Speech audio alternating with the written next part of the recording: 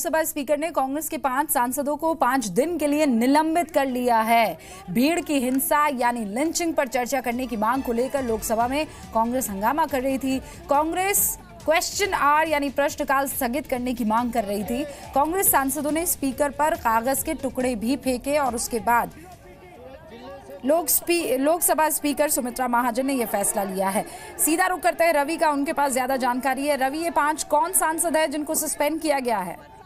देखिए, 5 कांग्रेस के सांसद हैं जो लगभग 1.5 से 2 घंटे तक हंगामा कर रहे थे संसद में, जो लोकसभा के अंदर, और मांग कर रहे थे मॉब लिंचिंग, गौ हत्या को लेकर जो मामला चल रहा है कि गौ रक्षा के नाम पर जो हत्याएं हो रही देश भर, उसको लेकर मुद्दा उठा रहे हैं। 5 सांसदों में नाम है गौरव गोगोई जो असम के सांसद है, कांग्रेस के सुष्मिता देव जो असम के रहने वाली हैं, उनका नाम है। दूसरा नाम है आपको अधीर रंजन चौधरी जो पश्चिम बंगाल से सांसद है, उनका नाम है। इसमें रंजीता रंजन जो बिहार से सांसद है कांग्रेस के, उनका नाम है। और एक नाम जो लेकर है, 2 कंफ्यूजन है कि एमजी राघवन है या फिर के सुरेश है, क्योंकि ये सारे लोग थे।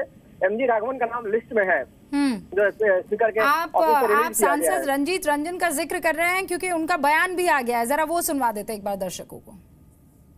देखिए, भाजपा सरकार हमेशा से ही साजिशों की पार्टी रही है और साजिशों से ही वो 3 साल आज सत्ता पर आए हैं। हम लोग लोकतंत्र का एक जो अधिकार होता है, मॉब लिंचिंग अति संवेदनशील मुद्दा है पूरे देश का। राज्यसभा में भी डिस्कशन हुआ, जिस तरह से लगातार कुछ जात को टारगेट किया जा रहा है। आज लोग समूहों में रहना, डर से समूहों में रह रहे हैं, तो उसके लिए हम लोग वेल पे थे। किसने कागज फेंके, किसने क्या किया, ये स्पीकर तय करते हैं और वहाँ मार्शल होते हैं और पूरे कैमरे लगे होते हैं।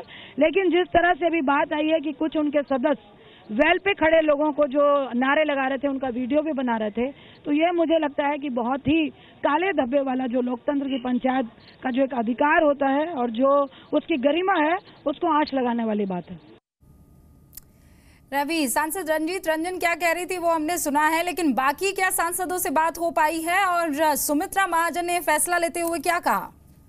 जी बिल्कुल, मेरी बात गौरव गोगोई से भी हुई है। आप हमने इंटरव्यू करके भेजा भी है, हो सकता है आपके अभी तुरंत उसको चलाया भी जाए, क्योंकि मैंने भेजा हुआ पहले। गौरव गोगोई साफ तौर पे पीछे हटने को तैयार नहीं थे। उनका कहना था कि लोगों की हत्याएं हो रही, देश में लोग मारे जा रहे हैं और हम उस मुद्दे को उठाना चाह रहे हैं और हमारी कोई सुनवाई नहीं हो रही थी। 1.5 घंटे तक हम लोग चिल्लाते रहे तो सदन में, और जब हमारी कोई सुनवाई नहीं हुई तो हमारे पास कोई चारा नहीं था।